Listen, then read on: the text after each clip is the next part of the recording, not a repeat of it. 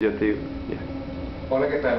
A continuación hablaremos del teorema de Thevenin y Norton, el cual nos indica que todo circuito eléctrico puede ser simplificado a una fuente de voltaje conectada en serie con una resistencia o una fuente de corriente conectada en paralelo con una resistencia.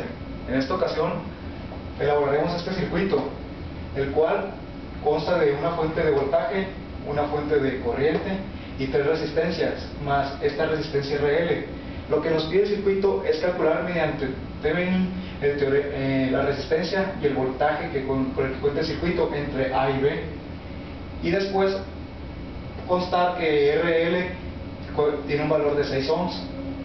Bueno, lo primero que podemos notar es, para obtener el voltaje de Thevenin, nos dice que sacar el voltaje a circuito abierto entre las terminales A y B. Lo que hicimos es convertir esta fuente por medio del teorema de conversión de fuentes. La convertimos de fuente de voltaje a fuente de corriente y nos resultó esta fuente de corriente de 8 amperes.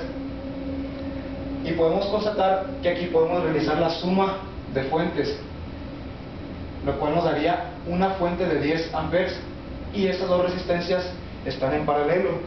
Haciendo su equivalente de Thevenin nos da que la fuente es un equivalente a las resistencias, son un equivalente a 3 ohms.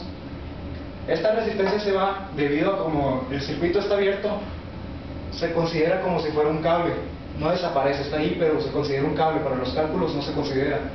Entonces ya tenemos este circuito, aplicamos la ley de corrientes de Kirchhoff y con su ley nos indica 10 por 3 ohms nos da el voltaje, que nos daría un voltaje de Thevenin de 30 ohms, de 30 volts, Ahora nos falta calcular la R de Thevenin. El teorema nos indica que para calcular la resistencia de Thevenin tendremos que dejar todas las fuentes de voltajes como un cable o short circuit, y todas las fuentes de corriente como un circuito abierto. Entonces esta fuente la vamos a considerar un cable y esta fuente la dejamos como circuito abierto. Entonces nos damos cuenta de que esto desaparece. Tenemos esta resistencia de nuevo en paralelo con esta resistencia. Calculamos y nos da una resistencia de 3 que nos queda en serie con esta resistencia de 1, por lo que nuestra R de Thevenin sería de 4 ohms. Y ya tenemos aquí, hasta este momento tenemos nuestro voltaje de Thevenin y nuestra resistencia de Thevenin. Lo que le agregamos sería RL, que como ya dijimos nos da 6 ohms. Y como nos pide la potencia, pues ya podemos considerar este voltaje mediante un divisor de voltaje. Podemos obtener el voltaje que tiene aquí, o igual podemos hacer mallas.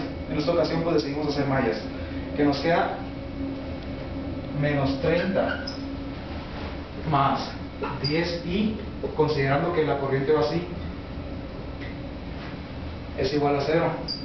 Haciendo el despeje nos queda que I es igual a 3 amperes. Como todos sabemos, para sacar la potencia tenemos que la potencia es igual a I cuadrada por R.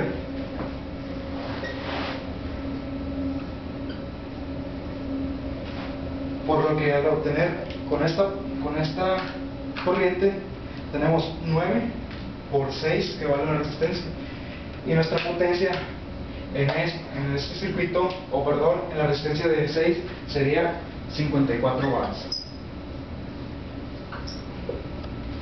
Bueno, pues este fue un teorema el cual consta de solo fuentes independientes y resistencias. Como sabemos, existen otros dos casos en el cual existen fuentes dependientes e independientes y fuentes solamente dependientes. Después los estaremos analizando. Gracias.